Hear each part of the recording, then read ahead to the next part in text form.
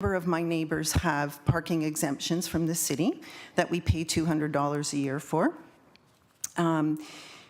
So there are already lots of homes in the area that only have one spot. Student homes, we have a number of student homes on this street. I don't know for certain, but it's possible a 9-inhabitant home is likely going to be a student home as well. Last fall, the student home next to us, I will say it seems to be, in practice, that a lot of the student homes have multiple cars. The student home next door to us at 38 North Oval last year had 5 big trucks, big Jeeps. There was one Austin Mini that kind of fit towards the end of their driveway. And so I'm concerned about the increased traffic that this might have. I understand that the hope is that people are uptaking public transportation more, utilizing the scooters and bikes and so on that are around. The other concern that I had was thinking about sustainability moving forward, and the move to electric cars is that you can't put a charger on the street. So if you take away a parking spot and, flash forward 15 years, hopefully everyone is going to be having, some kind of chargeable vehicle. So that would be another reason I would be concerned for this as well. We're one street over from the main business area of Westdale. There are lots of people who utilize our street and the surrounding streets to access the businesses. And we hope our community thrives and that the businesses thrive. So certainly, we put up with that, so to speak, in order for our community to thrive. I think that it's even more exacerbated in the summer because half of our parking spots are switched over to patio space, which is lovely, and we certainly, enjoy that as residents. But again, that means that we have diminished parking, and people do come to our neighborhood through a variety of means to access the businesses and the restaurants, patios, and so on in our neighborhood. So that I'm very concerned about increasing, may not seem like a great deal of, having one less parking space, but it is a very small street to begin with. In having a home with 9 inhabitants, more than likely you're going to have more than one car coming into the area, given the practice that we do see in our neighborhood. Thank you very much. Okay, are there any other members of the public who wish to speak for HMA 2420? Seeing none, Mr. Chair. Thank you for your comments. I appreciate it. That's one of the items that we're looking for relief from. The first 2 variances, we received the comments from the city in support. If I could draw your attention to the site plan, SP1, we have a dark dashed outline for the existing back mudroom and stairs. That dashed outline represents the footprint of the previous rear addition. Regarding to parking and maneuverability of variance 3, where we're looking for some relief, the difference between our proposed layout and the previous layout is 7.5 inches, which is 1 tread depth, 1 stair. We brought some of the stairs outside and carried some of the stairs in toward the addition as part to mitigate and work with this. I understand a comment about maneuverability. I certainly understand a comment about parking. This is a single-family dwelling. It's a blended family. One of the family members is autistic and will be looking for likely staying in this house for a longer period of time. Our proposal with this addition toward the rear is using the same amount of rooms but giving a little bit of space. So we have 1 added room, which I don't think is super significant. In terms of addressing maneuverability, maneuverability is specifically related to that existing garage in the back. And like I said, there's a 7.5 inch difference between our proposal and what what's there. I think that this garage is not brand new. At some point, it will be rebuilt, and I think I would move it further back. But that's not what this application's for. This application's for some relief for the 7.5 inches for maneuverability. It is a single-family dwelling. That's what it's recognized as, so it meets the requirement. I have no control over if there's student housing elsewhere. Open for any comments or questions. Any questions from the committee?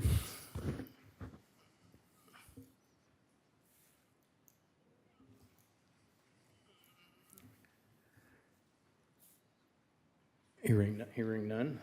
Do we have a motion on the floor to for this application? Yeah, I'm going to motion to approve all three variances.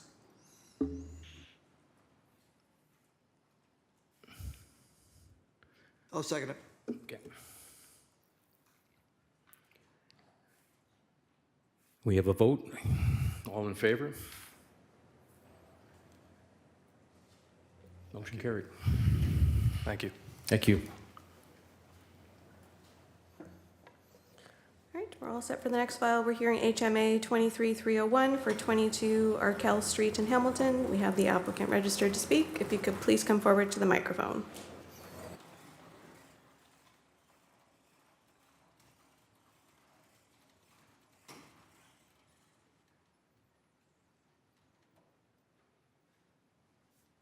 Hello.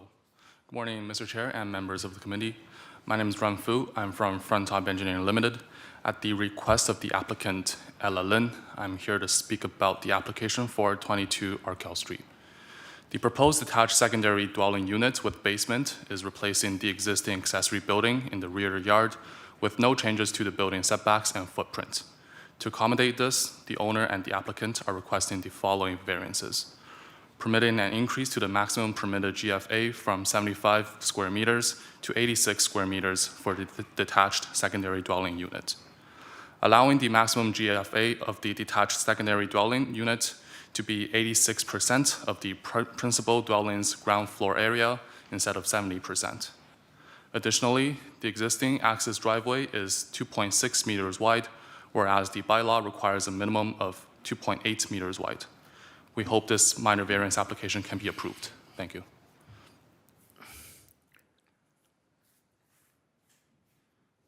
Any comments from the public on this? Okay, so we'll hear from for HMA 23301. So if you could come forward to the microphone and state your name and address.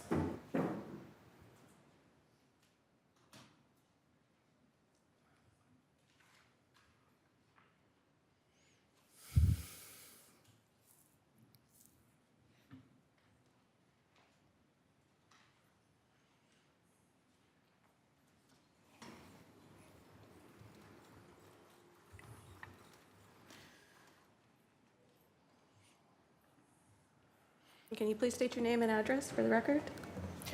Sure, Tracy McCormick, 8 Paisley Avenue South, L8S 127. Thank you very much for letting me speak today. I just read the report from staff and was kind of shocked at the statement that staff are of the opinion that the variance meets the 4 tests of a minor variance. So I just wish to review maybe those 4 points of a minor variance and contest that finding. First of all, is the application minor in nature? I would disagree that going from 70% to 86% is not minor. That is a huge percentage jump. This is a brand new bylaw that's come into place. It's so new that the bylaw hasn't even caught up to the proper name. It's referred to as additional secondary unit or secondary dwelling unit. So it's so new, and then to have a test like this is sort of shocking that staff would agree to that. Secondly, is it desirable for the appropriate development land use? So given the multiple objections, you can see from the report there are multiple letters written from residents. There are a few residents here as well to speak on it. It is not a minor variance, and certainly to have one of the first tests of this bylaw be an absentee landlord building essentially 2 houses on 1 lot certainly is not appropriate development. Thirdly, is it in keeping of the general intent of the bylaw? I would argue no. Going from 70 to 86% is really not the general intent. The general intent, and if you look on the city website, they show what a secondary unit would be. So it would be taking a garage, adding a second floor to an existing house. So a garage generally never has a basement. So it's shocking that this application is looking for a full basement, clearly probably to put more people to live there, not simply a boiler room. So I don't believe that that's the intent. You can clearly read what the city has outlined in the bylaw and what their suggestions are for a secondary dwelling unit. Having two houses on a lot clearly doesn't follow that. And fourthly, is it in keeping with the general intent of the official plan or even the secondary plan in Westdale? I would argue that Westdale is actually the first planned community in North America. It's been developed over years, and it clearly as a strong commercial base surrounded by multiple residential single dwelling with the odd apartment building. So to move now to have regular residential lots turn into two houses on one property clearly would not be in proper planning or the intent of this bylaw. So I urge you to decline this application. Thank you very much.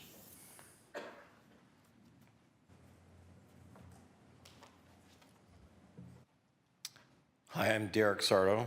I lived in Westdale. Do you want my address, sorry? 7 Barclay.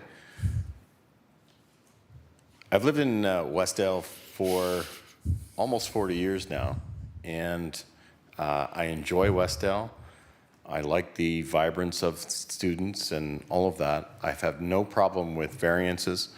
I believe that this is a major variance where we're taking a lot and throwing another house on it.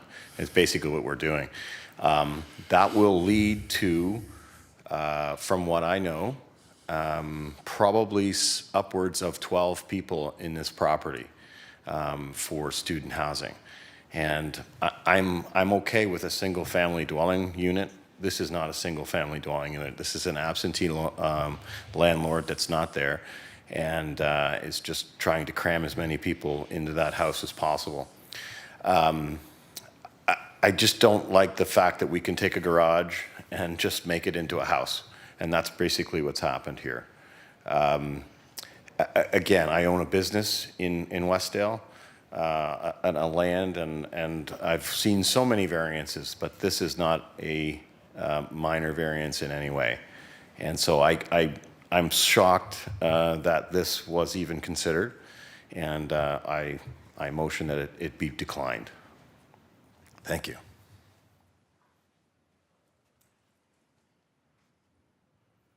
Hi there, Lori Sardo, 7 Barclay Street. Just one additional comment. I know you've received, I think, many letters and many signatures to object to this variance. Just something that the committee may not have thought of. If the idea of this is to allow for increased housing, the current structure is essentially a garage, no electricity, no water to the unit, and it's essentially being suggested that it turn into a two-story unit, right? A garage and a main floor as a second house. So if we're thinking of property values in the area and affordable housing, this in fact may do the opposite, because if you're putting two houses on one lot, you're essentially greatly increasing the value of that property, probably doubling it, who knows. This is for an absentee landlord who lives not even in the city, so it's strongly objection from this side over here. Thank you. Thank you for your comments. Is there anyone else here for HMA 23301 for 22 Arkell Street? Seeing none, Mr. Chair. Any comments from this committee? Yeah, I'd like to just ask a question there, in response to one of the presenters. Will the garage or secondary dwelling unit have proper plumbing, proper water? My time with this project is relatively short, but I don't believe is there a building permit for this project yet. But I do believe that there should be plumbing for this project.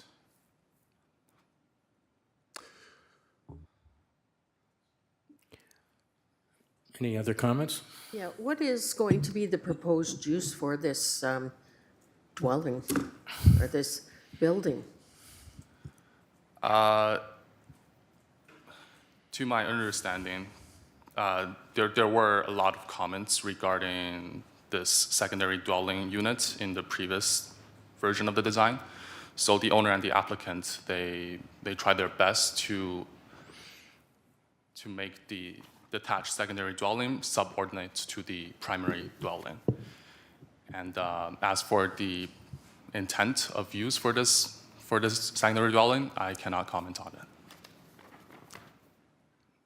So you don't know whether it's going to be used as a secondary unit or student housing or what? Yes, I am not sure. For this project, I communicated with the applicant, Ella Lin, and with the information that she provided, I don't believe even she believes it's a part of the concern at the moment. I'm going to make a motion to deny this. Any other comments? I have a question. Okay. The proposed accessory dwelling at the back, what is the projected use of the basement? At the moment, there's no plans for the basement. This was discussed with me, the applicant discussed this with me before this meeting as well. And looking at upstairs, is there a kitchen? Okay, I see it. There is a kitchen facility upstairs on the main floor.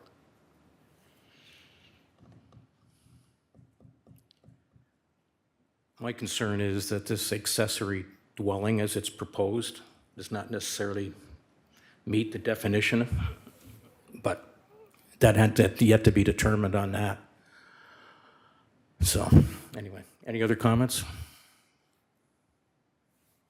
I comment again? No. Okay. Do we have a motion on the floor?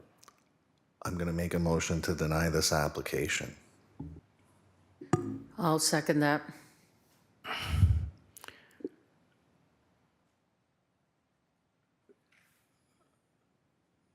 Should we? The motion is on the floor, and it has been seconded. So if you are voting in favor of the denial, you will say you're in favor of the motion. So, we have Okay, so all in favor, the denial. yeah, and the application is denied. Okay, thank you for your time. Yeah. All right, we're all set for the next file. We're hearing HMA 2438 for 22 Inchbury Street in Hamilton. We have the owners registered to speak. Please come forward to the microphone.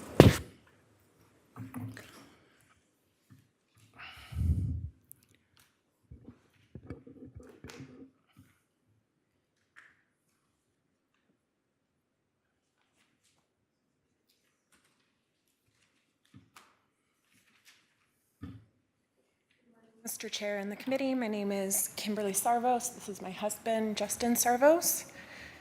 I have a comment and a couple of questions on the notes that have been posted.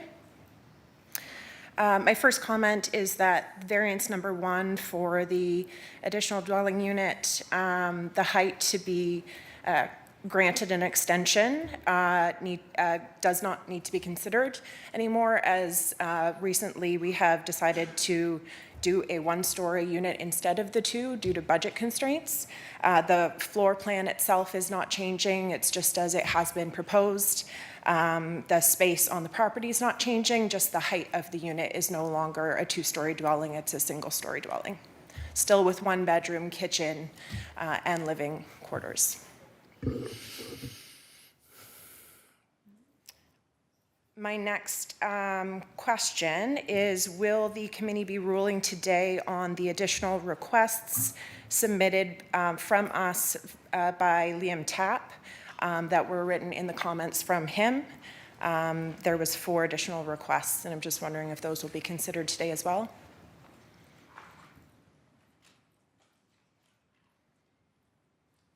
Sorry, those were in the comment package? Yes, he listed them as A, B, C, D.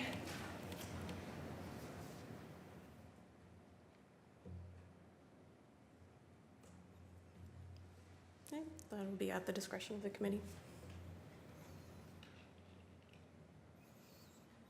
Did you have any other comments? I have one other question. The question is the development engineer's note on, made comment about variance 1 to the primary, that the side yard setback be denied. Variance 1 was in reference to the height of the ADU, whereas the additional request A was the side yard setback for the ADU. So I'm just wondering if he meant in regards to the future addition on the primary versus the ADU. I'd just like some clarity on that comment from him. So as listed in the notice of public hearing, there were 2 number 1s. One was for the additional dwelling unit and one was for the primary dwelling. So they are referring to the one for the primary dwelling as they noted. Okay, great. Okay, no additional questions or comments? Right. Are there any members of the public for HMA 2438 for 22 Inchbury Street in Hamilton? Yes? You don't want to speak? Okay, all right, thank you. No members of the public wish to speak, Mr. Chair. Any questions from the, any questions or comments from the staff? Through the chair to the committee, I just wanted to point out that planning staff do not support variance 3, even though under the recommendation, it did say approve. Looking at the plans, it does look like the proposed addition encroaches over a lot line into the neighboring property, and staff can't support an addition on someone else's property. So staff would not support the third variance, I believe it's listed as in the note, or the Yes. first variance to the single family dwelling. So Yeah. yeah. Can I ask a follow-up question on that? The development engineer noted that a side yard setback of 0.09 would be okay from a development engineering perspective. Could the variance be adjusted to say 0.0 or 0.9 in meters instead of the 1.2 that is standard? Okay. Through the chair, I believe that would be up to the committee if they want to amend the application. So it would be the committee's call for that. So the amending would be to put the setback from 0.0 setback to 0.9? Yes, Okay. and in the additional requests, additional request A was for the ADU setback to be 0.6. So if that's not possible, could we adjust that to 0.9 as well, as it sounds like that's the minimum that the city will approve? Okay, thanks. Okay, any other comments from the committee? If someone wants to make a motion, like, comments are fine too, but before anybody makes a motion, if you could just clarify some stuff with me first, thank you. Yeah, could you just clarify the variances and based on the discussions here, what the applicant's willing to propose?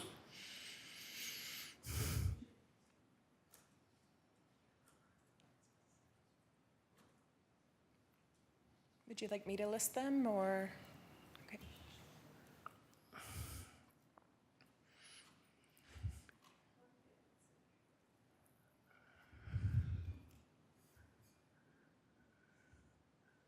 So these were the variances as listed on the notice of public hearing. So the applicants have requested to remove variance 1, the first variance 1 for the proposed secondary dwelling unit, and they are proposing to amend variance 1, the second variance, 1 for the single-family dwelling to 0.9 meters. And I can find my mouse.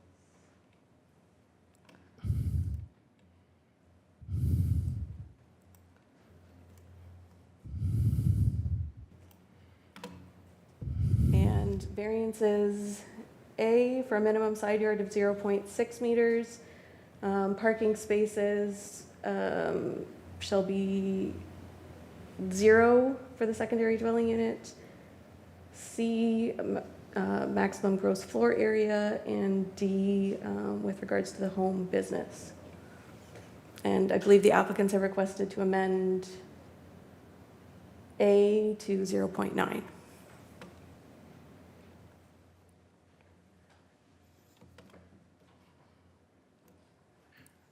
So you're okay with everything that was just discussed and all that? Okay. Committee, any other questions? Can we get a motion, please? I make a motion to accept the proposals with the amendments in them.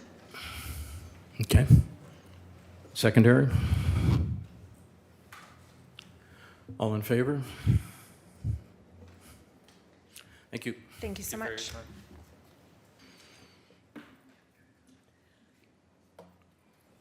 Did you get that? Oh, sorry.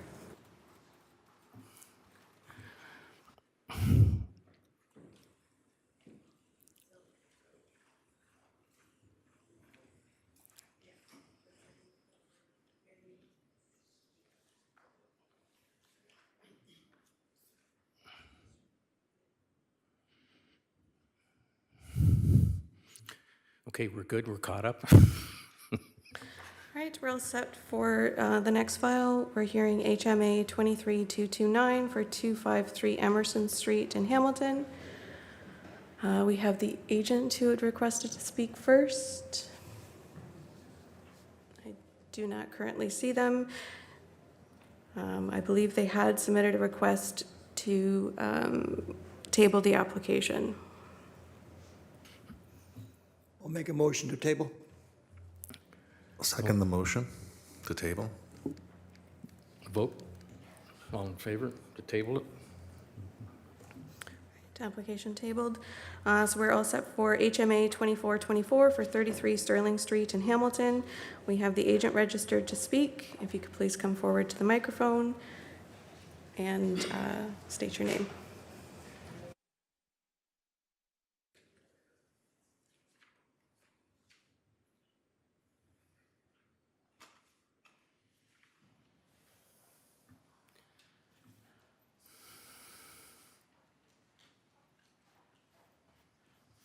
Good morning, it's Joe Gravina with Landwise, formerly T. Johns Consulting, here on behalf of the applicant, Brian Goggin.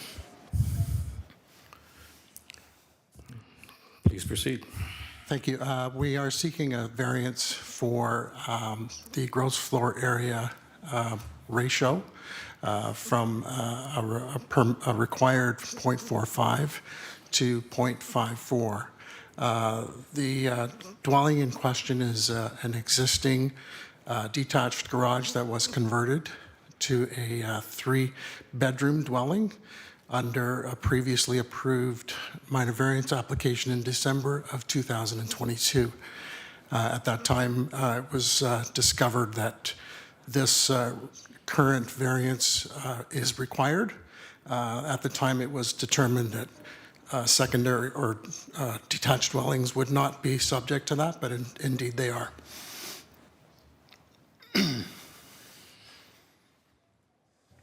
Okay.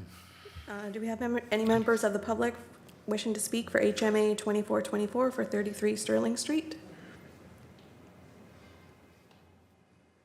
Seeing none, Mr. None? Chair. Any comments from the committee? I'll make the motion to approve it because this is before us before, and this is just to come up over the new laws that come out, so I'll make a motion to approve. I'll second that. Okay, let's vote on it. Thank you. We did have a break that was scheduled, Mr. Chair. We are 3 minutes ahead of schedule. Does the committee wish a 5-minute break, no break, 3 minutes, 5 minutes? All right, we'll recess for 5 minutes and we'll reconvene at 11:27.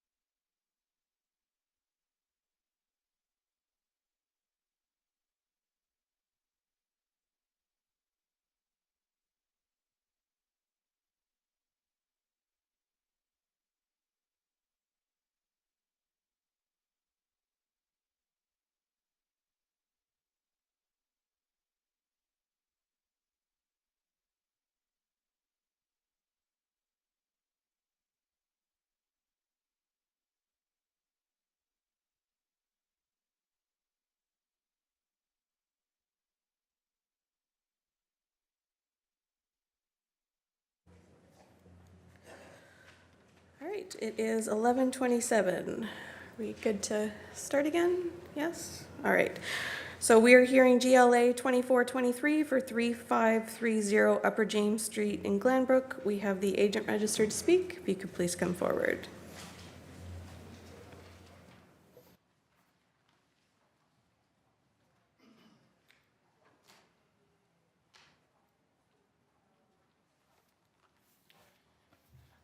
Joe Gravina with Landwise, formerly T. Johns Consulting. I have read the comments and have no issues. The extent of the variance is really to recognize the facade frontage, or the frontage on a street reduction. That reduction is down to 16%. However, a second phase will rectify that, and it will be back to the required minimum of 50. Okay, do we have any members of the public wishing to speak for GLA 2423 for 3530 Upper James Street? Seeing none, Mr. Chair.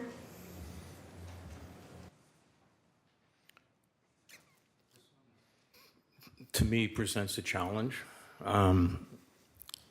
Has the MTO commented on the development? I have contacted the MTO, and it is within their designated area.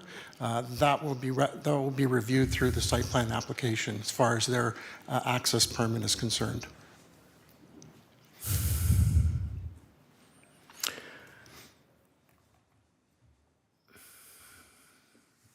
Does the variances in question, could they be affected by an MTO decision along with site plan? Through you, the access driveway is not changing. It is in its current position and will stay there. With the second phase, there is a new driveway coming in from Whitechurch Road, which is currently undergoing review for site plan control. I'm just wondering, personally myself, if the access off Upper James is going to be too close to the intersection of Whitechurch and Upper James based on MTO standards. I'd hate to see you go all the way down the road and then come back with MTO to say, no, it's got to be so far away from the intersection. Certainly. Yeah, it's my understanding that the city's requirements are some 70 meters, which it's well beyond that. I don't know what MTO's requirements are. Again, it's not in their area, aside from it being designated, as far as I was informed yesterday when I contacted them. They simply want to be able to review it through the site plan. I know what the comments indicate, that they had not been circulated for the consent or the variance. However, it is being reviewed under a separate process. No access permit would be granted unless they're satisfied through that process as well. Trust me, I get that. But at the same token, if that has moved, it affects your future development, and also if would affect McDonald's with their drive-through exiting. Correct. So. Right. The only variance that's before the committee is for the ground floor facade. Yeah. There are no variances requested for driveway locations. That's fine. I just wanted to clarify that. Understood. Yeah. Unfortunately, I've dealt with the MTO in the past, and it's never, it's never what you want. Anyway, Right. Any other comments? Mr. Chair, I just wondered, should this be tabled and bring it all back and do it all at once in case there is a change? Would that table it, satisfy that?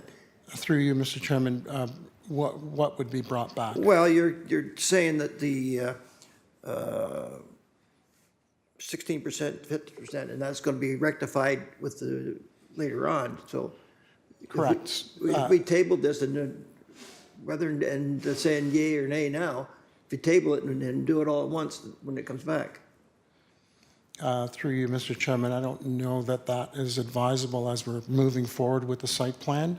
There is a severance application that was already approved, and this variance is just simply required to allow for the first phase of that development to go forward.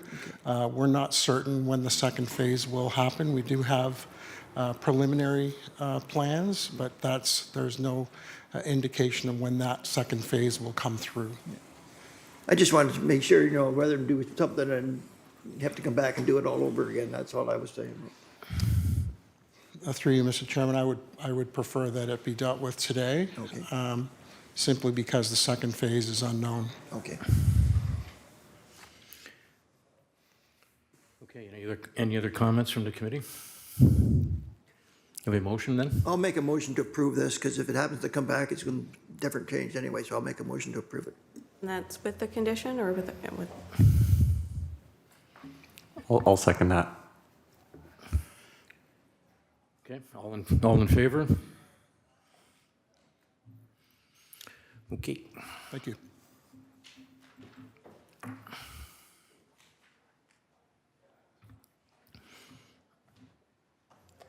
right, we're all set for the next application.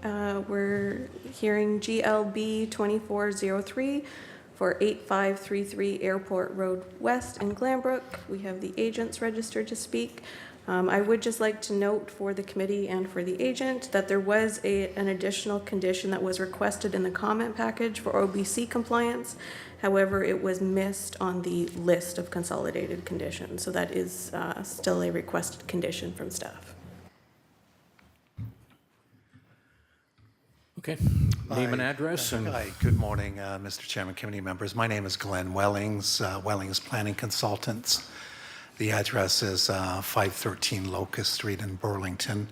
And to my left, Mr. Chairman and committee members, is Michael Chiravelli from Sonoma Homes, and he is a proponent in this matter. And just briefly, Mr. Chairman and committee members, the application before you is proposing to sever the existing office building from the ongoing townhouse development. So the townhouse development is under construction. The next phase is coming next year. But there's no new development being proposed as a result of this consent application. So just to be clear, the consent application will not result in any physical changes to what you see out there today. The townhouse development is approved and has received all the planning permissions, and including site plan approval. So the application for consent conforms to the official plan and implementing zoning bylaw. I would like to thank staff for their comments in support of the application. Just briefly, Mr. Chairman and committee members, the conditions recommended by staff are satisfactory. No issues with the conditions. I would like to speak to condition 4 and 5. With respect to condition number 4, I can advise committee members that separate sewer and water services are already provided to the severed and retained parcels, and that's in place today. With respect to condition number 5, I can confirm that the existing storage building on the severed parcel did receive a previous minor variance approval for the 3-meter rear yard setback. So that was approved back in February 2020 by the Committee of Adjustment. We did receive a copy of a letter from a new resident, and the resident did not appear to be aware that the existing office and townhouse uses are permitted uses. So again, we're not proposing any changes to what's out there today, with the exception of the townhouse development continuing forward next year. So, Mr. Chairman, committee members, I'm happy to answer any questions, and Michael as well, if there's more questions pertinent to his company. Okay, do we have any members of the public here wishing to speak for GLB 2403 for 8533 Airport Road West? Please make yourself known. Seeing none, Mr. Chair.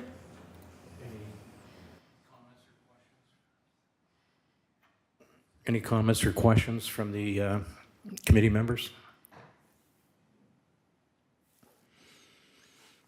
Just there's one letter come in from about a right-of-way.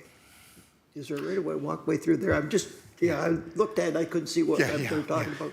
Yeah, I think through you, Mr. Chairman, to member Switzer. I think we've met before, Mr. Switzer. The resident did not seem to be aware of the existing permissions, planning permissions in effect. So the possibility of a right-of-way is just not there. Yeah, okay.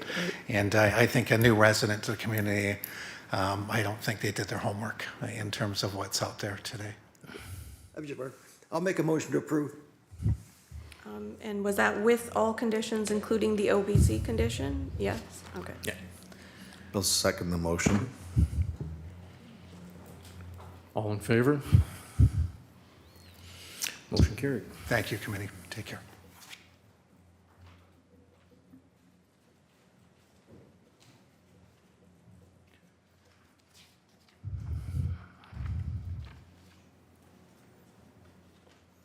We're all set for SCA 2403 for 1 Glencrest Avenue in Stony Creek. We have the owners registered to speak. If you could please come forward to the microphone.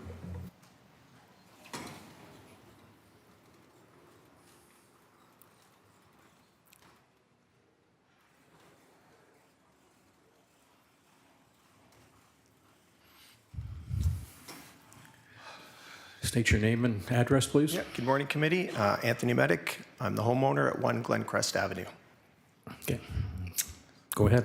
I have no further comments aside from what was in the Okay. application. Are there any members of the public who wish to speak for SCA 2403 for 1 Glencrest Avenue? Please make yourself known. Seeing none, Mr. Chair. Comments from the committee members? Okay. Do we have a motion? Yeah, I'm going to motion to approve with the condition. I'll second. Sorry. I'll second that. Okay, all in favor?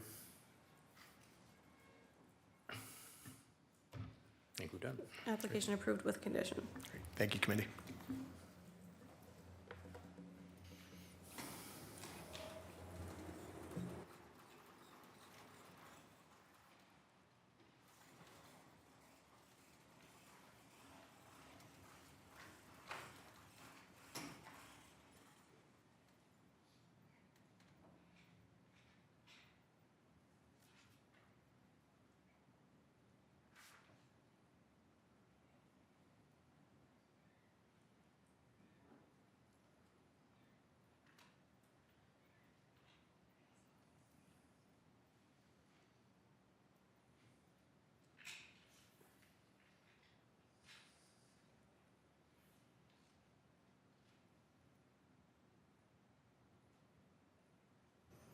All right, we are all set for the next files. We're hearing SCB 2401 and SCA 2404 for 294 Green Road in Stony Creek. We have the agents registered to speak, and I would like to note to the committee members, again, there were requested conditions that were not included on the consolidated list. Those were the conditions that were requested from the zoning review section.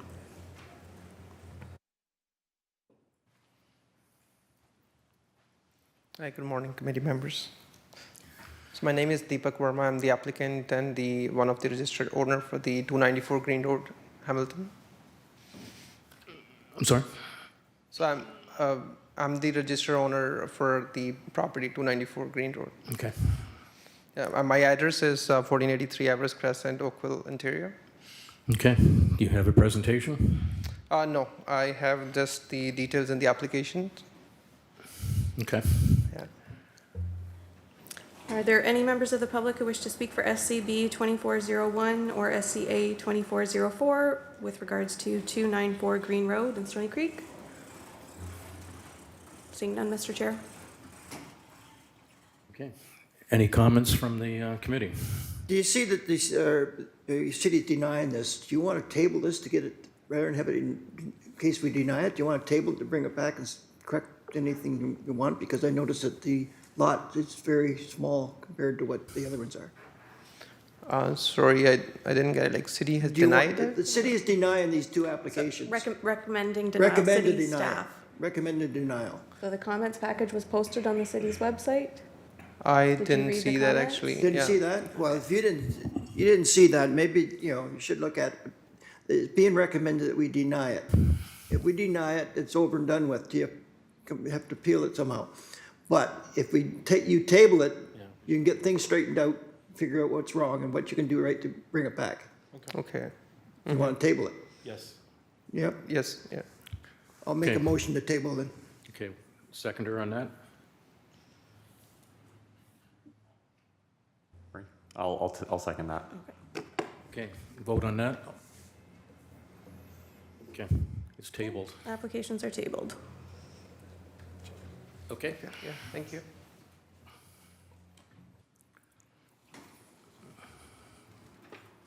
People don't look at it.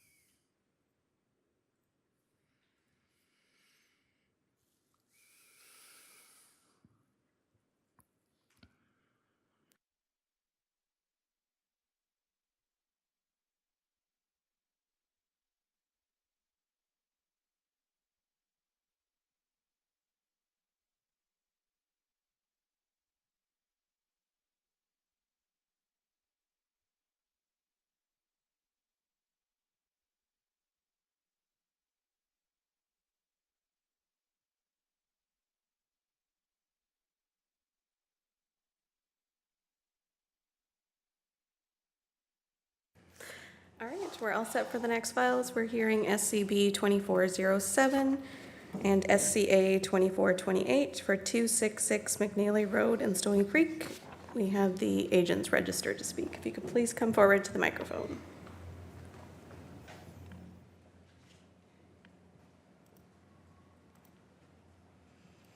Thank you. Good morning, Mr. Chairman, members of committee. My name is Karen Bennett.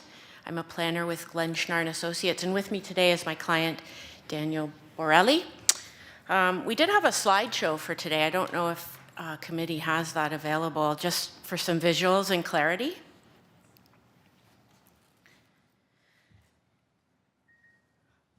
We're talking about 266 McNeely Road today. And when the slideshow comes up, we'll go to the aerial, which shows the property on the east side of McNeely Road, south of Barton Street.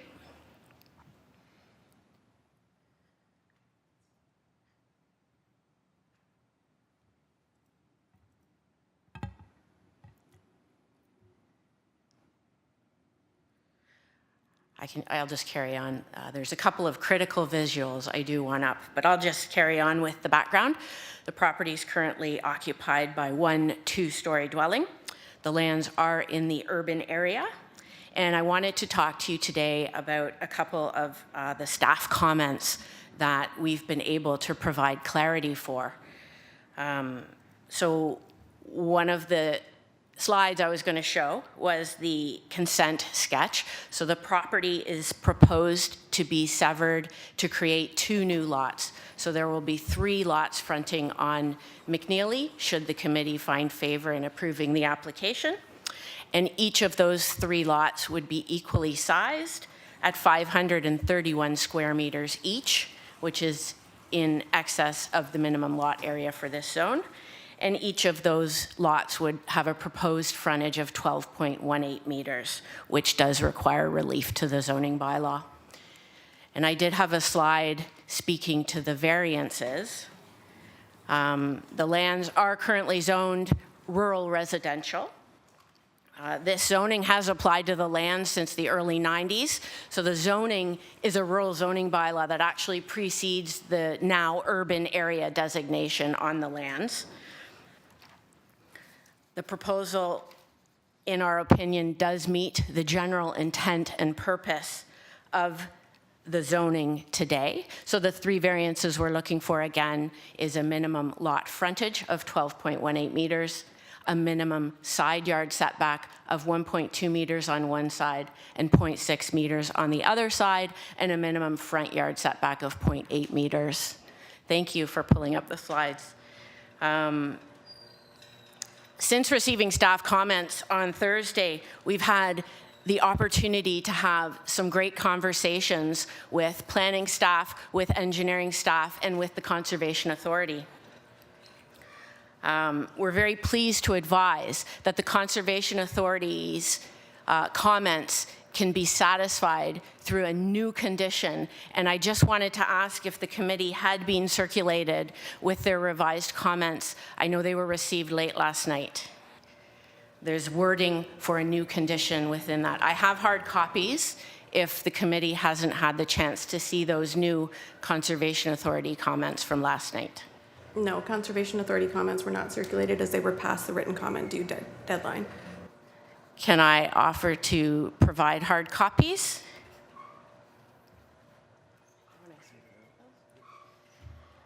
So on page 2 of the Conservation Authority letter we're circulating, there is a condition with language in it that we're happy with that satisfies the Conservation Authority and their concerns with regard to elevation and floodline, and just confirming that any new dwelling wouldn't encroach within that.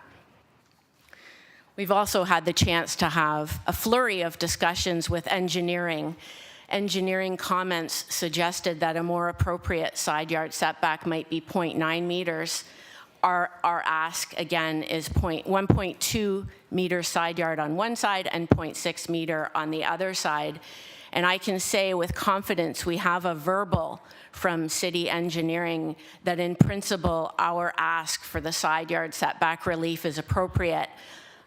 City staff did not have the chance to revise their comments in advance of this morning, but I might suggest that language along the lines of the language in the Conservation Authority letter, which is to allow for grading and drainage to be confirmed as a condition to the consent and the variance, is appropriate. And we've also had a very good chat with planning on Friday. And part of what I wanted to present today was some of the clarification we were able to go through with planning staff on Friday. And I do believe they've changed their perspective on the requested variances and consent in light of our conversation. I wonder if we could jump to, I think it's 2 slides forward. Yeah, this one. So there was a staff comment from planning that alluded to the fact that this proposal might not conform to the official plan in terms of density. The test for the committee today is to consider whether the proposal meets the general intent and purpose of the official plan. And I'd like to outline for you today why I believe this proposal does meet the general intent and purpose of the official plan in the context of density. This figure shows the limit of the low-density residential 3 land use designation in orange around the perimeter of this slide. For reference, the limit of the residential density 2 land use designation is in yellow.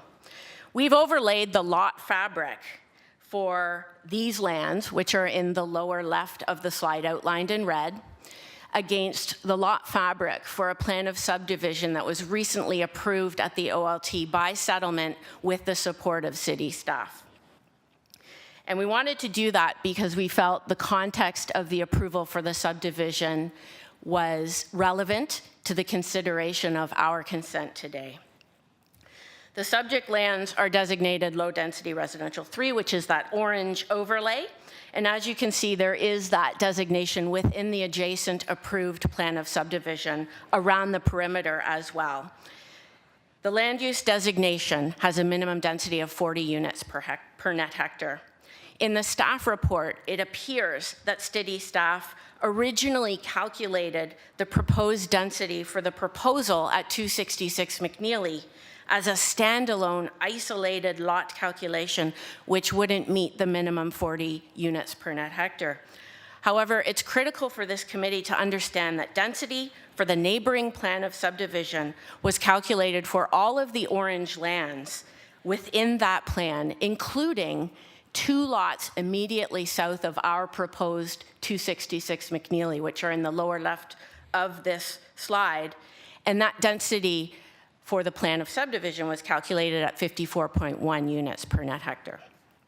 If hypothetically we had included 266 McNeely as part of that plan of subdivision, the overall density calculation for all of the brown lands on this slide, subject to the low density residential 3 designation, would have been 51.9 units per net hectare. So that meets the secondary plan policy density minimum.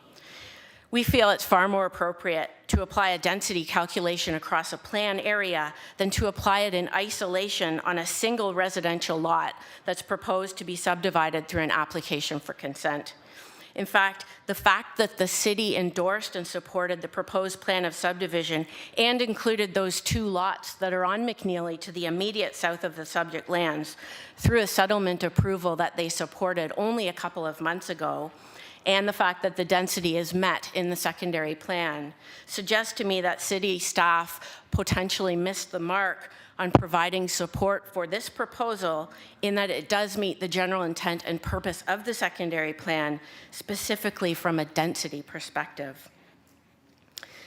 In our conversation on Friday with planning staff, we generally all agreed that this nuance of how density is calculated is valuable to understand, and if this property had been captured in the plan of subdivision, we wouldn't be discussing density today. If I could have the next slide, please. There was also a staff comment from planning suggesting that a lot frontage of 12.18 meters might not be meeting the general intent and purpose of the zoning bylaw. The intent of this proposal is to create 2 new single lots so that there are 3 lots on 266 McNeely, which are of a size and fabric that is consistent with and in keeping with the character of the surrounding lands. This slide shows that the lot fabric approved for the adjacent plan of subdivision, as well as the lot fabric for 266 McNeely, this has been laid out on the plan. And what we've done is we've colored all of the lots in the adjacent approved plan of subdivision that are less than 12.2 meters, so equal to or less than the frontage we're asking for today, are colored in blue. And that actually represents 107 single lots, or 69% of that adjacent plan of subdivision that city staff supported only a couple of months ago. Importantly, this includes the 2 immediately abutting lots to the south in the lower left of your slide that front on McNeely. And I thought it was really interesting to note that the 2 lots fronting on McNeely approved for that adjacent plan of subdivision actually were approved with a frontage of 10.06 meters frontage. So that's just over 2 meters less than the frontage we're requesting today for 266 McNeely. It's important to understand that staff's current comments seem to be inconsistent with their own support for the immediately neighboring lot frontage that was approved only a couple of months ago. And again, I want to clarify, we did have discussions, positive, productive discussions with staff on Friday, and I think if you were to ask them today, they might change their perspective on this requested variance. Could I have the next slide, please? I wanted to talk also a little bit about the 11 conditions that have been proposed on the consent. There's a couple of conditions that I might suggest are not appropriate. Number 4 and number 8 suggest that a zoning bylaw amendment is more appropriate for this application. And I think that I've expressed and presented today why I believe a minor variance is appropriate for this application today. We meet the general intent and purpose of the official plan and of the zoning bylaw. I would also ask that committee consider removing condition number 6, which relates to a tree preservation study. We've reviewed the comments through the circulation of this application, and we note that city, forestry, and horticulture had no comments or concerns or conditions for this proposal. So I'm not quite sure where that condition comes from. And condition number 11 is an engineering condition that suggests a minimum of 0.9 meters side yard setback is appropriate. As I alluded to earlier in my presentation, we've had a verbal from engineering that they are okay with our requested variance of 1.2 meters on one side and 0.6 meters on the other side, as long as there's a condition introduced that allows for the submission of grading and drainage plans to support, to be at the approval of the Development Engineering Department at the end of the day. So in summary, the proposal represents the creation of 2 new lots on McNeely for a total of 3 single lots, which are compatible and appropriate in the context of what is evolving here. Each lot does meet the minimum lot area per the existing zoning, and there's relief being sought for the side yard setback, the front yard setback, and the lot frontage.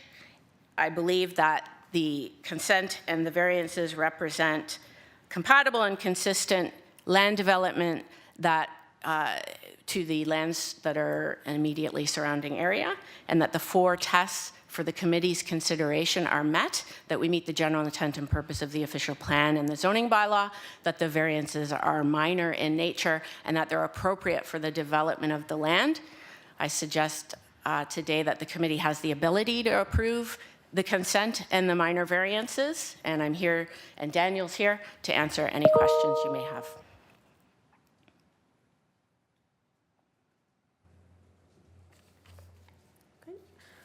So we'll hear from any members of the public who wish to speak. So this is with regards to SCB 2407 or SCA 2428 for 266 McNeely Road. If you would like to speak to this application, please make yourself known.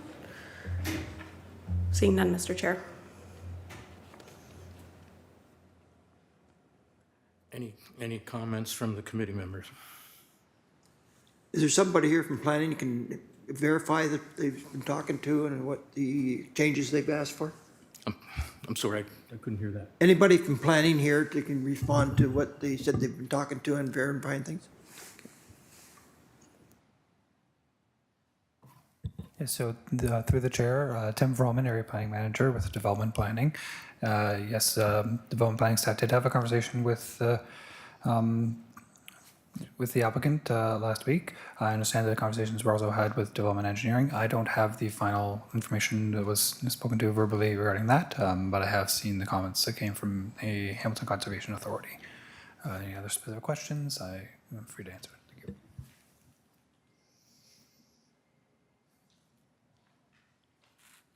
They had a lot of questions for you, the changes they agreed with. So did you agree with them and with the changes? And are they okay, or are they still subject to review? Through the chair, so yes, obviously, yeah, there was quite a bit of information that has been presented in terms of, and I guess, yeah, just to kind of circle back, so the issues that were identified in the staff comments were related to density, the lot width, and the side yard setbacks. In terms of density, we did have that conversation in relation to how it is integrated with the surrounding subdivision and how that was calculated. In the initial review, it was considered on as a standalone application. Through this review and with the adjacent lots and incorporating that with that, I think that as discussed and with the lots that have been developed immediately to the south, that the density meeting the intent of the official plan and the secondary plan with that, staff are generally in agreement with that. As for the lot width, staff does continue to identify note that it is remaining in the rural residential zone. The lands immediately surrounding that were identified with frontages of less than 12.2 meters were through that zoning bylaw amendment application that was recently through the Ontario Land Tribunal, and the file number was ZAC 20-43. They are zoned R1, which is more the urban zoning that has been applied. So these lands remaining in the rural residential zone, staff do consider would be appropriate that lands would be considered through a rezoning to bring it in line with the current zoning framework. As the existing lot width is of 15 meters, the rural zoning that is considered for these rural lands that continue to have the rural cross sections and those matters that are present along the McNeely Road frontage. Thank you. Okay, any other comments from the public at all? We did that, so there isn't any. Okay. Any comments, any other comments from the committee members? I have a question. You're proposing a 0.6 meter setback on two of the properties. How far does the eave come out from the building? We don't have building plans for the proposed dwellings. 0.6 meters is for one of the two side yards. Yeah, the other side would be 1.2. I Correct. understand that. Yep. I can speak to that. Sure. Good afternoon, committee. So that will be reviewed with our building permit application. We don't know what style of product or home we're going to situate on these lots just yet. What we're asking your approval for is to facilitate those three lots. And then once we get provisional consent, we'll work hard to fulfill those conditions and work with staff. And our last bit will be to design a home that fits accordingly on that lot. Okay, I'm still concerned about the 0.6 with access, emergency services, and drainage, although I know you've got the So if I can just respond to that, Mr. Chairman. In our draft plan of subdivision, if we could throw up the slide, the zoning allowances there is 1.2 and 0.6. So it's the same that we're asking for on these three lots. And so, that has received, it's been through settlement with planning staff through the OLT. And so it seems like we settled with staff on that requirement then, both planning and development engineering, and I see no reason why we wouldn't be able to facilitate that same offset on these three lots.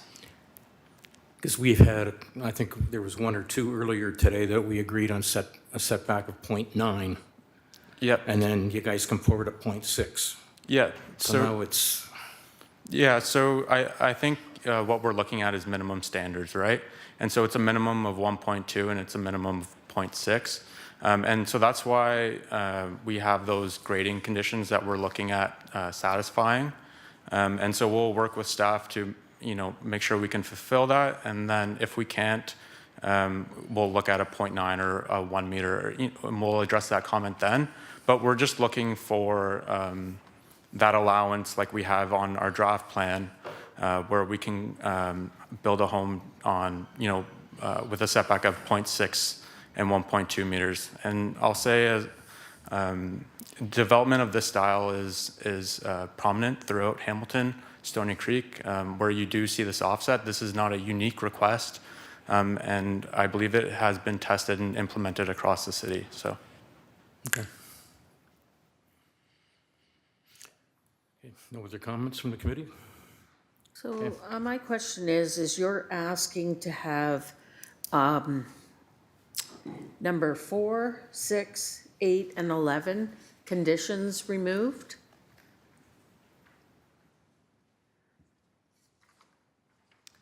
That is correct. Okay, thanks. And also you're going to provide a grading plan? That is correct. That's a condition that's been asked for by the Conservation Authority, and we're happy with that. Okay, thank you. Sorry, I think you also mentioned a condition for grading and drainage to the satisfaction of development engineering. That's correct. We'd be happy with a condition that is worded similarly to how the Conservation Authority has worded their condition.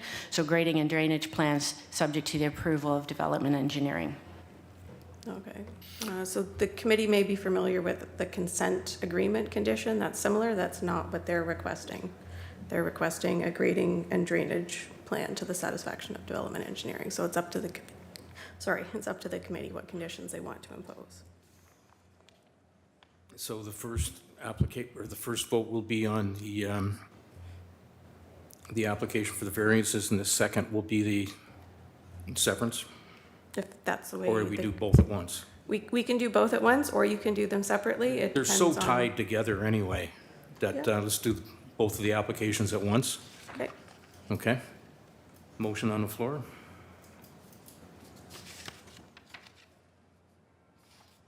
Yes, I propose a motion to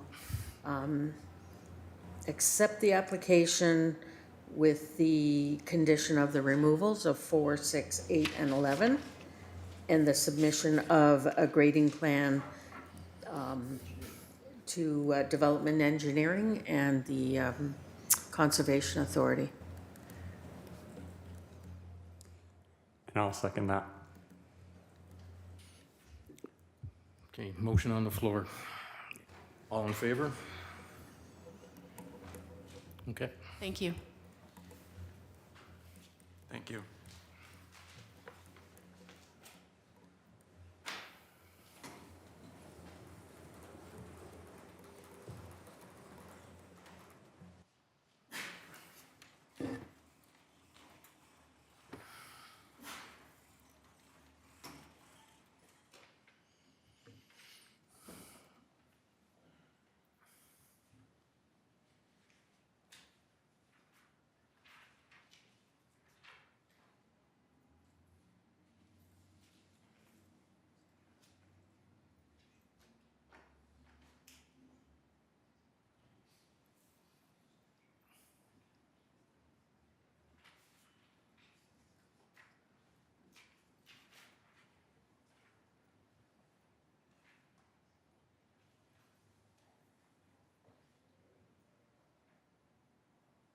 All right, we're all set for the next file. We're hearing HMA 23246 for 180 Longhurst Drive in Hamilton.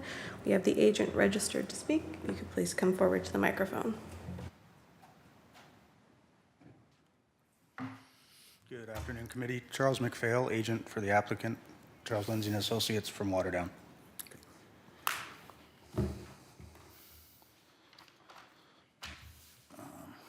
Just as a bit of background on this file, we've brought it to you today as part of an insurance claim.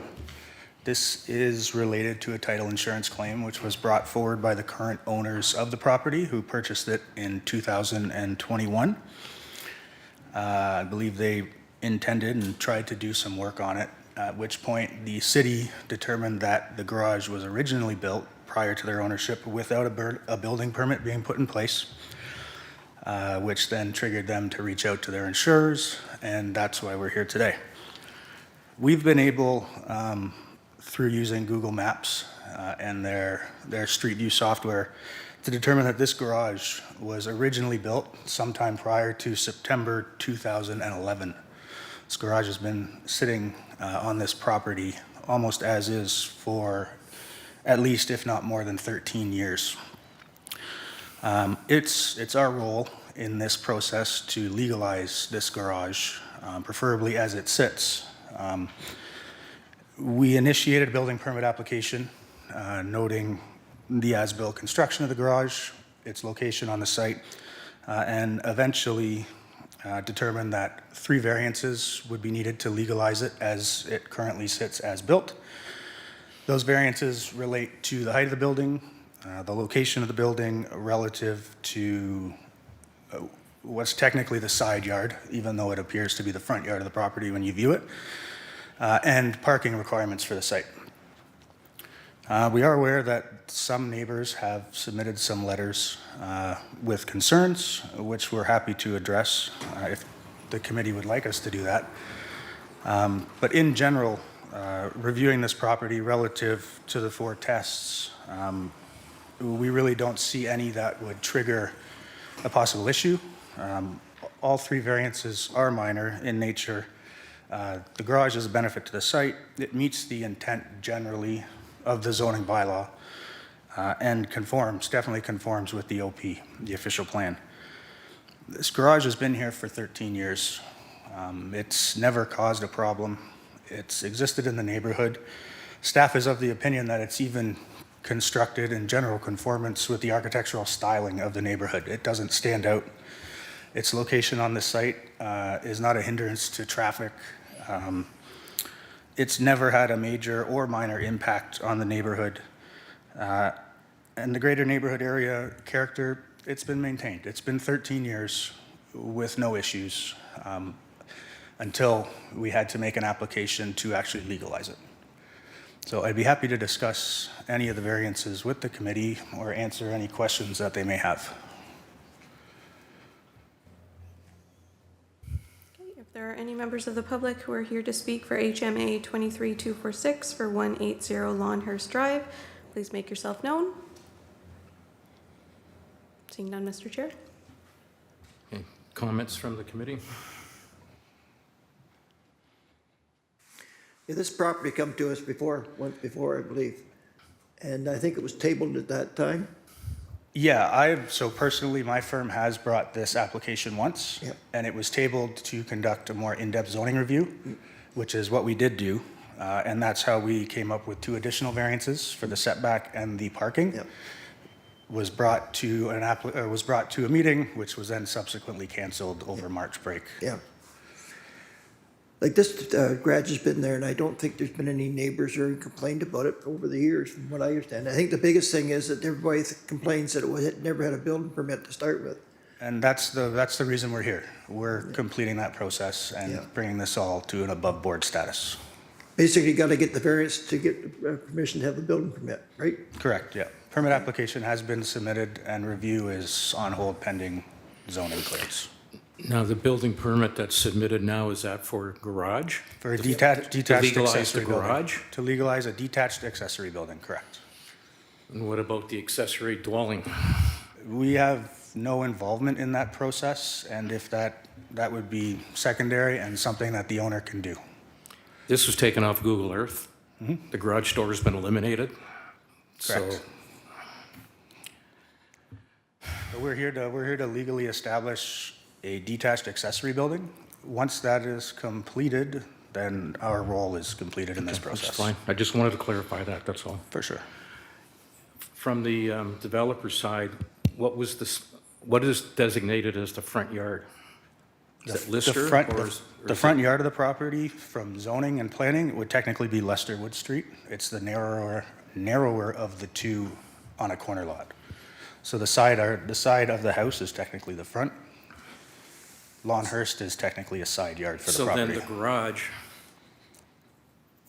would need a rear yard setback. I believe the garage conforms with the existing setback. Okay. It's technically a side yard setback that we're looking for. No, I realize that. Yeah, I'm it's- just asking some questions because it kind of jumped out at me here. Yeah, for sure. And on the drawing sent in, there is no setback indicated, so I'm just checking that, so. Any other comments from the staff or committee? What is the existing use of that structure right now? Of the garage, Yes. it's just vacant. There's nothing. It's got some construction debris in it. Since the stop work order was issued, nothing's happened at the property. Okay, and what is the proposed use? I can only speak to us legalizing it as a detached accessory building.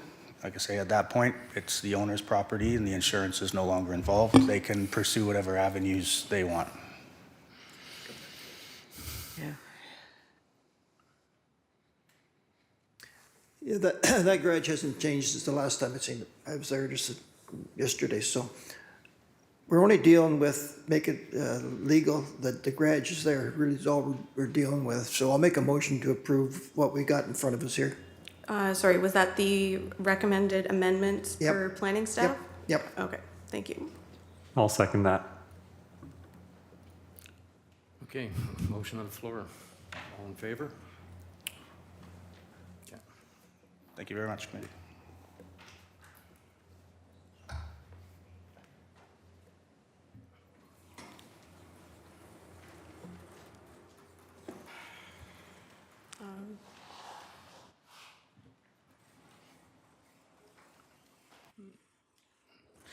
So we did have a break scheduled. We're over time. Does the committee want 5 minutes? No break? 20 minutes? 5-minute break. 5-minute break? Okay, we will reconvene at 12:25.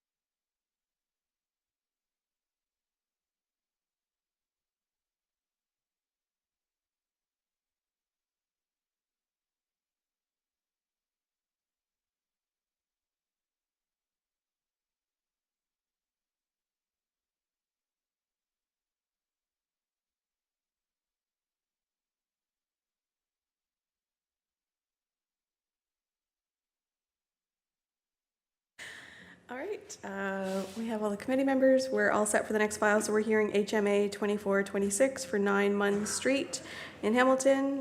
We have the applicant registered to speak. If you could please come forward to the microphone.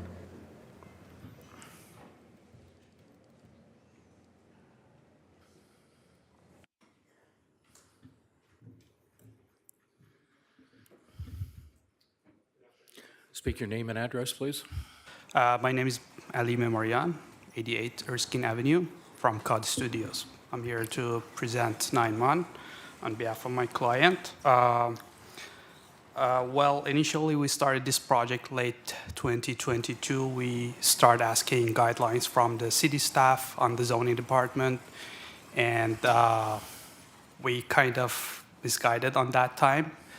They told us that we can convert the dwelling, a single-family dwelling, to 3 units or 4 units after we finish the construction. We started like the building permit process. We got the building permit, and the construction has been started. In the middle of the way, we understood that there is a condition on that bylaw which requires the building to be existed before August 2022.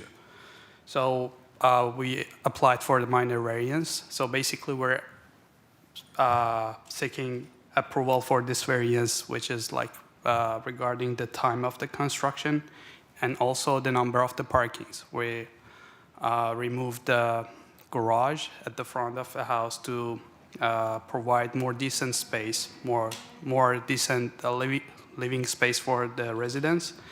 And also, like, my clients are investing in affordable housing in the city of Hamilton. So I understand that one of the neighbors is concerning about like the number of the parkings and everything. But I wanted to mention that these type of housings are usually for more, I would say, younger individuals or couples, and we would encourage them to use bicycles. And also I provided a presentation which shows the walking distance to major bus stations in the area, which is like all of them less than 10 minutes walking.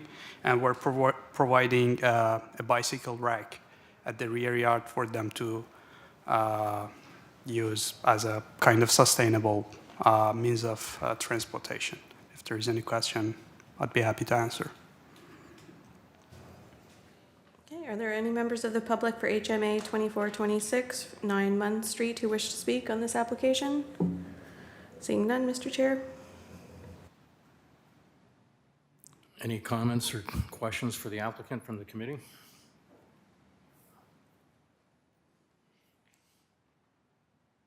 None there.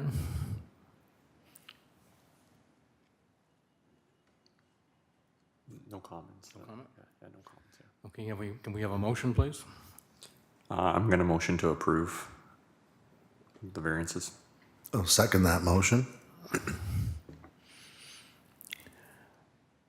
There's no conditions that we need to attach to that? No? Okay. All in favor? Motion carried. Thank you.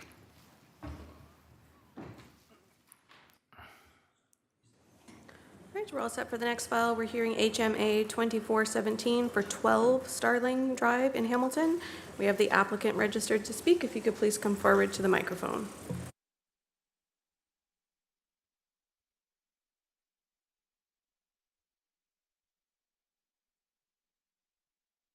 Members, this is applicant Malav Shah, representing the homeowner Rupinder Jeet Singh and Ramanpreet Kaur.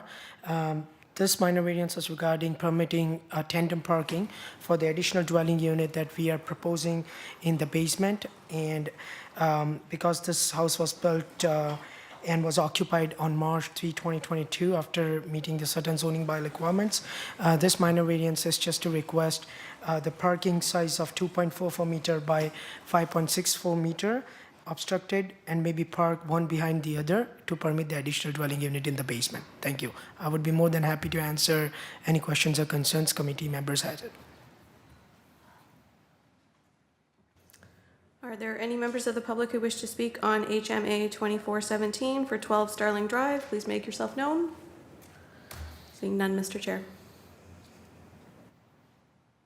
Any comments from the committee members? Any questions? Seeing that number 1 and 3 are not required, the other one's okay, I'll make a motion to approve. Sorry, and that's with variances 1 and 3 removed? Yes. Okay, thank you. Are we dealing with both of them together? No, it's two different people, two different addresses.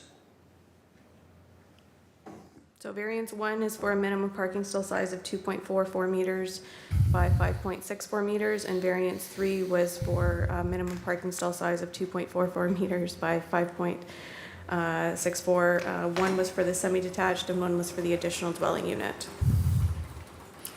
Okay, so we need a motion. We got a motion there. Approve. Yeah, he has a motion on the floor. I'll second it.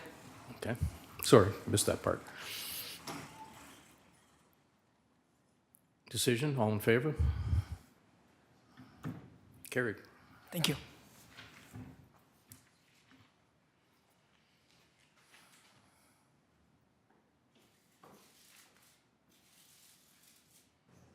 All right, we're all set for the next file. We're hearing HMA 2415 for 40 Starling Drive in Hamilton.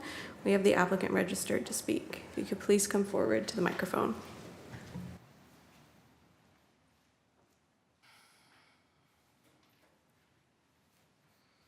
Good afternoon, Chair and committee members. Mohammed Sayed with McWays Inc. on behalf of the homeowners, the representing agent. The application before the committee today is requesting a variance for tandem parking. The parking spaces for the primary unit would be inside the garage, and for the additional dwelling unit would be on the driveway. The parking spaces the sizes of the parking spaces are in accordance to the zoning bylaw, which is 2.8 meters by 5.8 meters. And as mentioned by staff, there is a current city initiative which would probably, if approved by council, wouldn't require any additional parking in this zone. So I would request the committee to kindly consider and approve. Any questions, I'll be glad to answer. Thank you.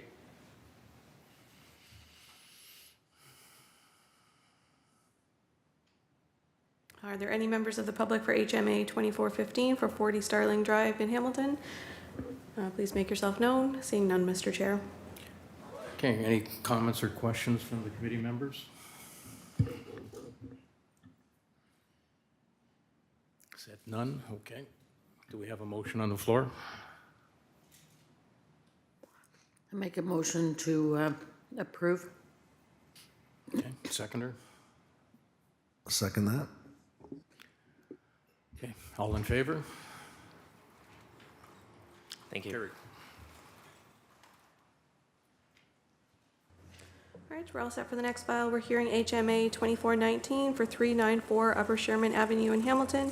We have the owners registered to speak. If you could please come forward to the microphone.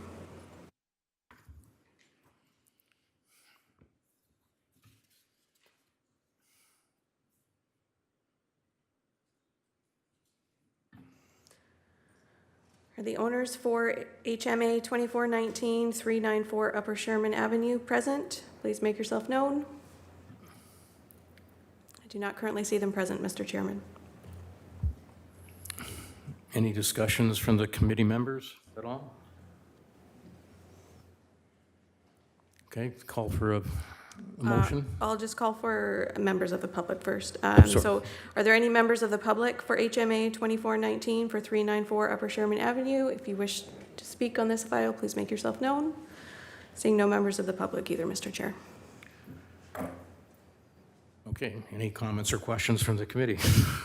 Does the committee want to continue with this application without anybody here to, or?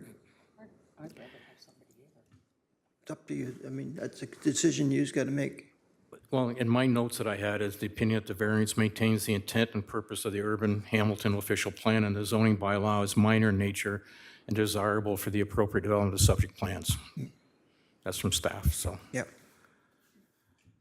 I'm fine to move forward with it. Okay, that's what I want to make sure everybody's Yeah. forward with it. Okay. Okay, motion to approve? I'm going to motion to approve. Yeah. Second that. Okay, all in favor? Carried. Sorry, are you opposed? You're opposed? Okay, one opposed.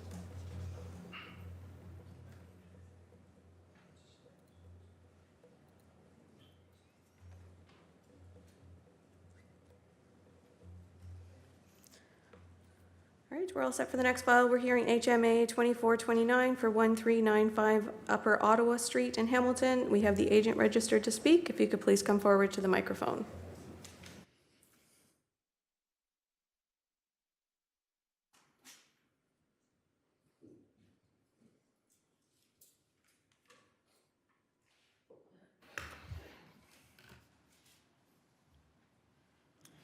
State your name and your address, please. Good afternoon, Mr. Chairman and committee members. My name is Claudio Belbino from the Agora Research Group. We are land use planners and market analysts representing the registered owner of 1395 Upper Ottawa Street. The proposed minor variances are requested to facilitate the development of a drive-through restaurant. As I'm sure the committee is aware, the site obtained site plan control approval for 2 buildings on the site. The first is a Rexall Pharmacy, which is currently operational, and the second was approval for a 10,000 square foot building in the same location as the proposed drive-through. The difference being that the drive-through restaurant building is proposed to be smaller than the originally approved building to accommodate the drive-through lane, parking, and drive aisles. We have read the Committee of Adjustment comments from staff and agencies and would like to provide some clarification. Staff comments indicate that the applicant should obtain site plan approval prior to seeking minor variance to ensure the following: more comprehensive review of proposals and associated variances, that other regulation checks are required, and that comprehensive review from the urban design team was required. Regarding more comprehensive review of the proposal associated with variances, the applicant has received zoning compliance review, also known as the applicable law review, from the City of Hamilton's Manager of Zoning and Committee of Adjustment, which provided a very detailed, comprehensive 15-page report related to the proposed site plan with the drive-through restaurant. The review recommended the applicant seek relief for 2 variances, which we agree with and are currently the request in front of the Committee of Adjustment. Also, there were no staff comments of concern from engineering, building, or transportation. Regarding other regulation checks required, staff also indicated that other regulation checks are required, such as Conservation Authority review, environmental sensitive area review, heritage issues to determine if site was designated or included in the Hamilton Registry of Properties. All the above items were cleared during the site plan control agreement process. Regarding that, a comprehensive review from urban design team is required. The comprehensive urban design review has nothing to do with minor variance approval. Urban design is thoroughly discussed at the site plan control phase of this project. Accordingly, the applicant is respectfully requesting that the minor variances be approved, conditional upon obtaining site plan control amending approval. It is critical for the applicant to establish zoning rights first to ensure that they satisfy tenants and financing milestones goals before spending over $12,000 for pre-consultation fee and another $9,000 for site application fee. That's a total of over $21,000 in application fees alone, even before he adds the cost of the consultation, consultant drawings and reports, etc., which could easily add another $50,000. In summary, thank you for your consideration. I'll be happy to answer any questions you may have. Okay. Are there any members of the public who wish to speak on HMA 2429 for 1395 Upper Ottawa Street? Please make yourself known. Seeing none, Mr. Chair. Any questions or comments from the committee?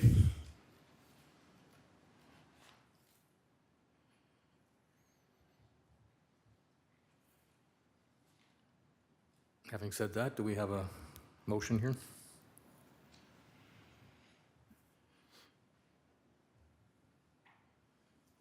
Put forth a motion to approve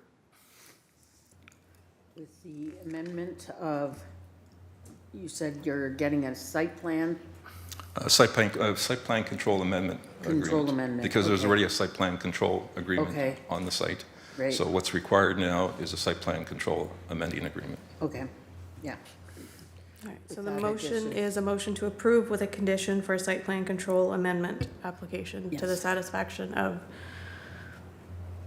the site plan control team. Do we have a seconder on that? I'll second that. Okay. All in favor? Thank you.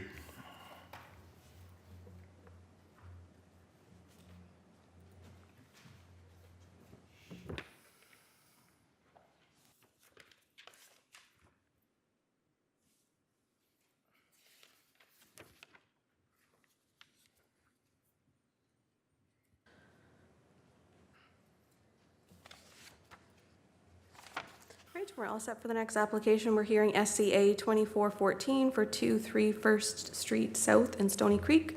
We have the applicants registered to speak. If you could please come forward to the microphone.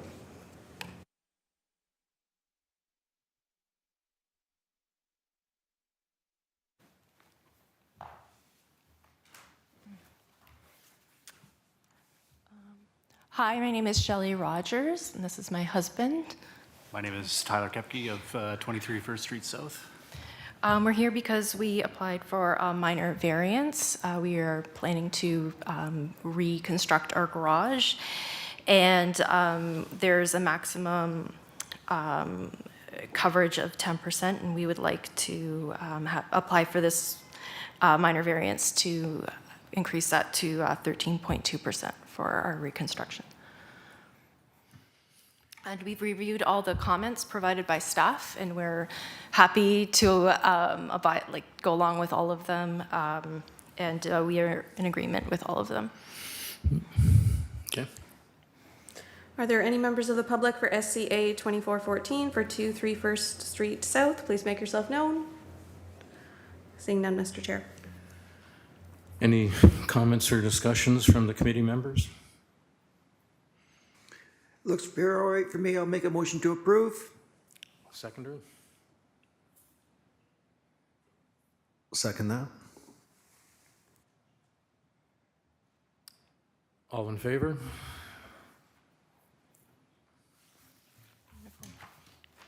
Thank you. Application approved. Thank you. All right, we're all set for the next file. We're hearing HMA 2407 for 300 Albright Road in Hamilton. We have the agent registered to speak. If you could please come forward to the microphone.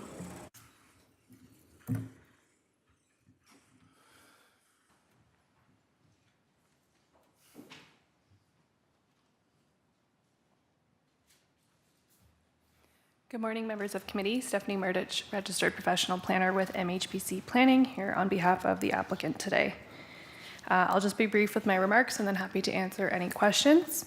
The purpose of the minor variance before you today is to facilitate the development of a 5-story apartment building with a maximum height of 16.5 meters, whereas the zoning bylaw permits a maximum height of 15.5 meters. The proposed apartment building will contain 125 units with a mix of 1, 2, and 3 bedroom units, and will be subject to a site plan control application. We have reviewed the staff report, technical comments, and the public comments received, and we are in support of the staff recommendation today for approval. Again, the official plan and zoning do permit the apartment use on the lands. The request for the variance is an increase in height only of 1 meter. Happy to answer any questions, but it's our opinion that this meets the 4 tests for a minor variance, and we're again in support of the staff recommendation for approval. Thank you. Are there any members of the public here for HMA 2407 for 300 Albright Road? Please make yourself known. Seeing none, Mr. Chair. Okay. Any comments or questions from the committee?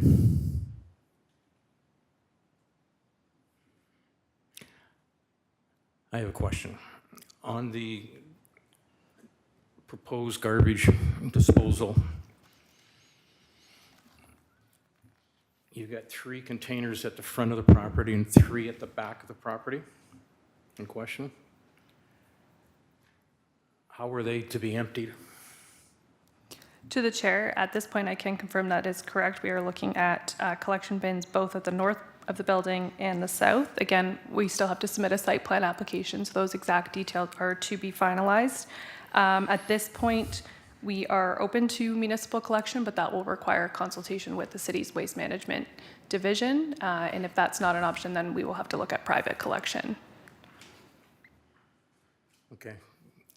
From a personal note, you might have a challenge because with those underground facilities and the way they're positioned, it's got to be a specialized truck. Okay, you're aware of that? Yes, we are. And at this, sorry, to the chair, at this point, we have designed the site with that in mind in terms of things like turning radius, access for those vehicles. That is our intent at this point. Yeah, because there's two vehicles. There's the standard fork, and then there's the one with the boom with the hook to pick it up and bring it over. It's a timing issue too for traffic. That's why I wanted to bring that up, so, okay. Thank you. Any other questions or comments? We can get a motion on the floor then? I'll motion to approve. I'll second it. All in favor? Carried. Thank you.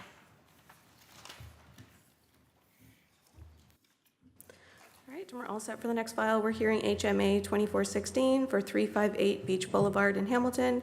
We have the applicant registered to speak. If you could please come forward to the microphone.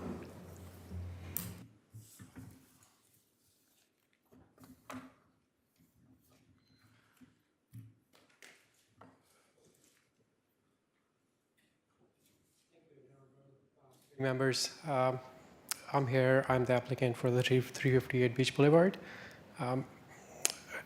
The nature of the variance is very minor. We are meeting the height requirement for the application.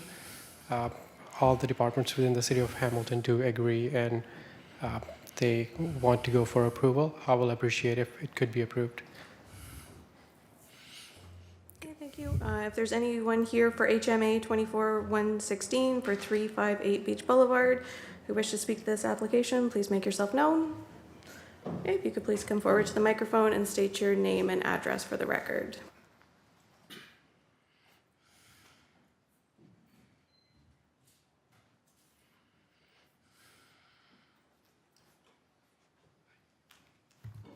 Hello, my name is Robert Pender, and this is my wife, Erin Yanchus. We live at 366 Beach Boulevard, the property beside the applicant. Thank you today for hearing us. I'd like to first say that the building of this property, the construction would, excuse me, I'm a bit nervous, never stood in front of a committee before. The three-story building next to my residence will effectively be a three-story wall completely blocking my backyard of the majority of sunlight that I get currently.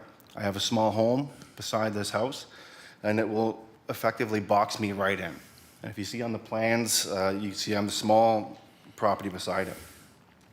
It will go straight up 3 stories to a flat roof. It'll block the majority of the sunlight that I do receive. I currently have 4 maple trees along the property line on that side that will be directly affected by the building of this property as it is. With it building 3 stories high, it's going to even further limit the potential sunlight that I'm going to get for these trees. This house is effectively a gigantic box, a humongous square. I don't see how it fits into the neighborhood or the other homes surrounding it. The size of this home is gargantuan. It spans 3 properties adjacent to it. All of mine, the house and lot behind me, and halfway through the house behind that. So I don't see how adding another half story is going to be beneficial to anyone. If this house gets approved, is it going to set precedent for all the other homes being built in the area? 3-story monsters that are going to absolutely dwarf the homes beside them.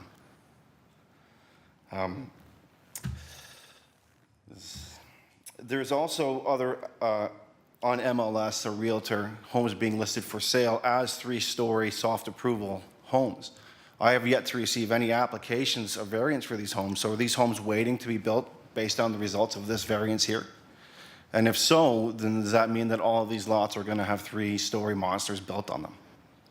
And being the homeowner of small, normal-sized homes beside it, we are getting absolutely dwarfed by these monsters. Do you have anything to add? I would say that. Oh, sorry, yes, thank you. On the permit application, section 3.2, the question asks, why is it not possible to comply with the provisions of the bylaw? The answer to this is because the design does not allow for it. Why doesn't the applicant and designer build a house within the bylaws? Build a house within the application allowances, as opposed to trying to make it bigger. They've already applied and received a variance to go closer to the property line of 1.5 meters. So in addition to being 3 stories straight up, they're going to be closer to the property line, effectively creating a wall, boxing me in. So it's because of these reasons that I object to the application. Thank you for hearing me today. Okay, thank you for your comments. Were you, no, okay. Sorry, if I may respond to this. So I appreciate that there are concerns in the neighborhood, and I do love the neighborhood. We actually do meet the requirement of the bylaw. Under the bylaw, we have to be 2.5 story. That's the maximum allowed. And this definition of the half story is to be the half square footage of the main floor, which we are. The only reason we are going for a 3-story because under the city's policy, half story must be a sloped roof, but we are a flat roof. That's the only reason we are here. Actually, in the start, it was already gone through zoning, and zoning approved it. But later on, because the policy, internal policy came out, and they were like, it is not meeting the requirement of having the slope.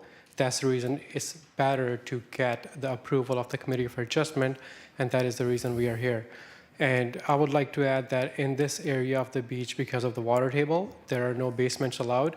And under the Bill 23, we are trying our best to have a rental basement suite in this application. So we could have more people who could actually have residence within the city of Hamilton.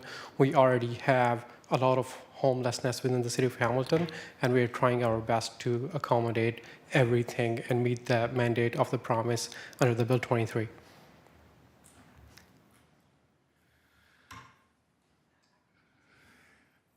Okay, any comments or questions from the committee?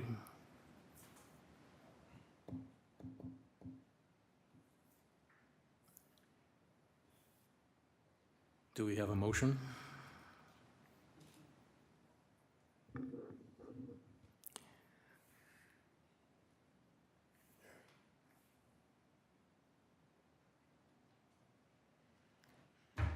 I'm sorry. So just a question, this is a single dwelling unit, correct? Yes. With rental potential? Yes, in the basement. Okay. Because there's no basement allowed, so the lower story is going to be the rental, and then on top we could have 1.5 of story for me and my father. He's old. He's getting to an age where he does need help. That's the reason we are building a house. Otherwise, it will not be enough space for a big family to live in. And Beach is a great community, and I love my neighbors, and hopefully we can resolve this issue. Any other comments or questions from the committee? No, I'd like to make a motion to approve this application. Okay, do we have a seconder? I'll second that. Okay, a vote. All in favor? Motion carried.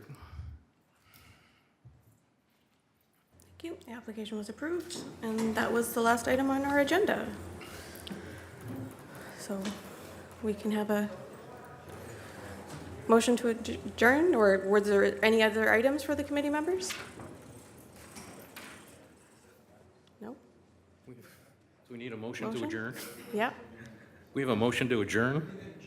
I would like to make a motion to adjourn. Seconder? Yeah. All in favor? We're out of here. All right, thank you.